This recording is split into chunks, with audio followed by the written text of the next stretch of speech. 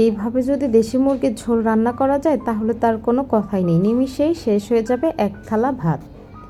Hello everyone, আসসালামু আলাইকুম। আজকে আমি আপনাদের সঙ্গে শেয়ার করব দেশি মুরগির ঝোল আলু দিয়ে, একদম বাঙালি স্টাইলে।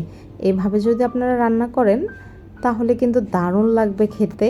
খুবই অল্প মশলা দিয়ে অল্প সময়ের ভিতরে এইভাবে মুরগিটা রান্না করেছি, আশা করি আপনাদের কাছে ভালো লাগবে। তো বন্ধুরা, আপনারা যারা আমার চ্যানেলে আজকেই প্রথম ভিজিট করছেন অবশ্যই আমার চ্যানেলটি সাবস্ক্রাইব করে দেবেন, পাশে থাকা বেল বাটনটি বাজিয়ে দিবেন, লাইক কমেন্ট শেয়ার করে দেবেন, আর ভিডিওটি যদি ফেসবুক পেজ থেকে দেখে থাকেন পেজটি ফলো দিয়ে দিবেন। তো কথা না বাড়িয়ে মূল ভিডিও শুরু করা যাক।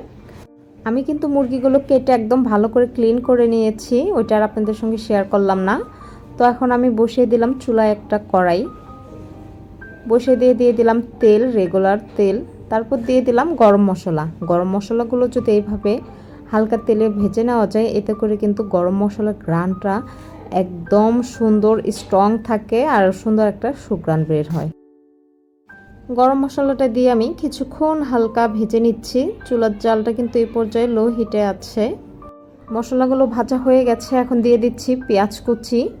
এখানে আমি পেঁয়াজ কুচি নিয়েছি 1 কাপ। এখন আমি পেঁয়াজগুলো ভালো করে ভেজে নরম করে নেব, তেলের সঙ্গে মিশিয়ে নিচ্ছি পেঁয়াজগুলো। বন্ধুরা, পেঁয়াজগুলো আরও দ্রুত নরম হয়ে আসার জন্য এখানে আমি দিয়ে দিচ্ছি লবণ। লবণটা দিয়ে ভালো করে মিক্স করে নিয়ে এখানে দিয়ে দিচ্ছি একটা তেজপাতা টুকরো করে নিয়েছি।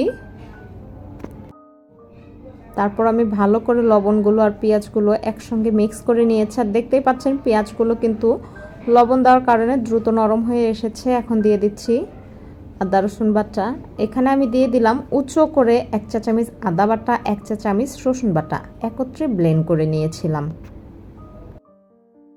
তো আমি কিছুক্ষণ আদা রসুনগুলো ভালো করে তেলে ভেজে নিচ্ছি, এতে করে আদার যে কাঁচা গন্ধটা ওইটা কিন্তু থাকবে না। ভাজা হয়ে গেছে, দিয়ে দিলাম সামান্য পরিমাণ পানি। পানি দিয়ে আমি শুকনো উপকরণগুলো দিয়ে দিব, এতে করে কিন্তু শুকনো উপকরণগুলো পুড়ে যাবে না। তো ফার্স্টে আমি দিলাম 1 চা চামচ হলুদ গুঁড়ো, তারপর দিয়ে দিচ্ছি এখানে আমি 2 চা চামচ মরিচ গুঁড়ো। আমি একটু ঝাল বেশি খাবো, যার কারণে একটু মরিচের পরিমাণটা বেশি দিলাম। ধনে গুঁড়ো দিলাম 1 চা চামচ উঁচু করে, জিরে গুঁড়ো দিলাম 1 চা চামচ। বন্ধুরা, ফার্স্টে কিন্তু আমি ধনে গুঁড়ো 1 চা চামচ দিয়েছিলাম, তো আমি আবারও 1 চামচ দিলাম। আসলে মাংসের ভিতর ধনে গুঁড়োটা বেশি দিলে খেতে ভালো লাগে। তো ভালো করে মশলাগুলো একত্রে মিক্স করে নিয়ে এখানে আমি দিয়ে দিলাম একটা বড় সাইজের টমেটো। টমেটোগুলো দিয়ে একটু মশলাটা আমি কষিয়ে নিচ্ছি। টমেটোটা আপনারা স্কিপও করতে পারেন বা চাইলে দিতে পারেন, টমেটোটা দিলে কিন্তু খেতে ভালো লাগে। এখানে কিন্তু মশলাটা ভালো করে কষিয়ে নিতে হবে, এতে করে কিন্তু তরকারির স্বাদ দ্বিগুণ বেড়ে যাবে। তো এখন আমি কিন্তু দিয়ে দিচ্ছি মুরগিটা, আমি ভালো করে ক্লিন করে নিয়েছিলাম, এই তো এখন দিয়ে দিব। আর দেখতে পাচ্ছেন বন্ধুরা, মশলা কিন্তু আলাদা হয়ে গেছে আর তেলগুলো কিন্তু আলাদা হয়ে গেছে, তার মানে আমার মশলাটা পারফেক্টলি কষানো হয়ে গেছে। মাংসগুলো দিয়ে আমি ভালো করে মশলার সঙ্গে মিক্স করে নেব।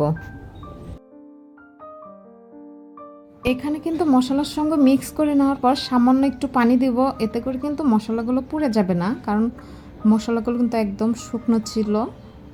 আমি যদি সামান্য পরিমাণ পানি না দিতাম, এতে করে কিন্তু মশলাটা পুড়ে যেত।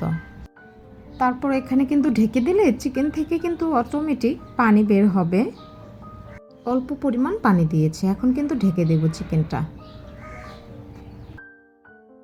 ফিরে আসলাম কিছুক্ষণ পর। তো এই তো দেখতে পাচ্ছেন চিকেন থেকে কিন্তু অনেকটা পানি বের হয়েছে। তো বন্ধুরা, এখানে কিন্তু চিকেন থেকে অনেকটা পানি বের হয়েছে। তো এই পানিটা দিয়ে আমি ফার্স্টে কষিয়ে নিচ্ছি।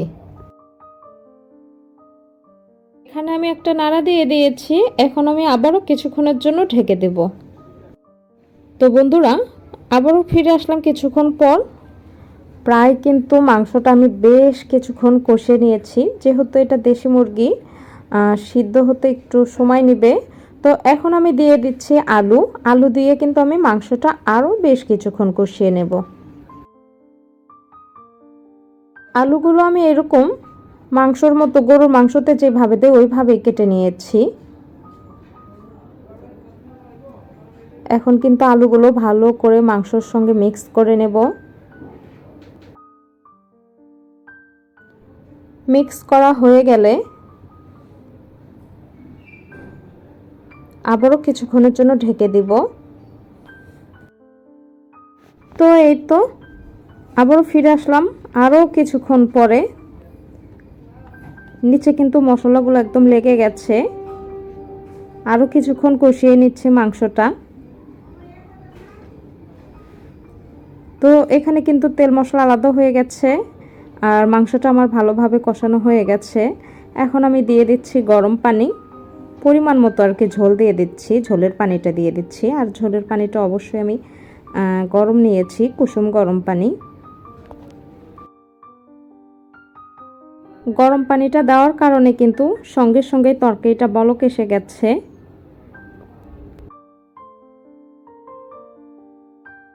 আর এখানে কিন্তু গরম পানিটা দিলে তরকারির স্বাদও কিন্তু একদম স্ট্রং থাকে। তো এই পর্যায়ে কিন্তু তরকারিটা আমার প্রায় হয়ে গেছে। এখন আমি নামানোর কিছুক্ষণ আগে দিয়ে দিচ্ছি গরম মশলা। এতে করে কিন্তু মাংসর স্বাদটা আরও দ্বিগুণ বেড়ে যায়। গরম মশলাটা দিয়ে ভালো করে মিক্স করে নিয়ে আমি 2 মিনিটের জন্য ঢেকে দিচ্ছি। তো এই তো ফিরে আসলাম 2 মিনিট পর। আর এই পর্যায়ে কিন্তু চুলার জালটা একদম অফ করে দিয়েছি। আর আমার দেশি মুরগির মাংসটা কিন্তু রান্না করা পারফেক্টলি হয়ে গেছে, দেখতে পাচ্ছেন খুবই সুন্দর একটা কালার এসেছে। আর মাংসটা কিন্তু খেতে কিন্তু খুবই খুবই খুবই সুস্বাদু হয়েছে। বন্ধুরা, আজকের এই মাংস রান্না করার রেসিপিটা কিন্তু আমি একদম হাতের কাছে সহজ যে মশলাগুলো থাকে খুবই অল্প মশলা দিয়ে রান্না করা দেখিয়েছি। আশা করি এর থেকে আর সহজ ভিডিও হবে না। আপনাদের কাছে ভিডিওটা খুবই ভালো লেগেছে। ভিডিওতে কিন্তু লাইক দিতে ভুলবেন না, অবশ্যই ভিডিওতে লাইক কমেন্ট শেয়ার করে দিবেন। আর আজকে যারা প্রথম আমার চ্যানেলে ভিজিট করছেন অবশ্যই চ্যানেলটি সাবস্ক্রাইব করে পাশে থাকা বেল বাটনটি বাজিয়ে দেবেন। তো আজকে আমি এখানে বিদায় নিচ্ছি। সবাই ভালো থাকবেন। আল্লাহ হাফেজ।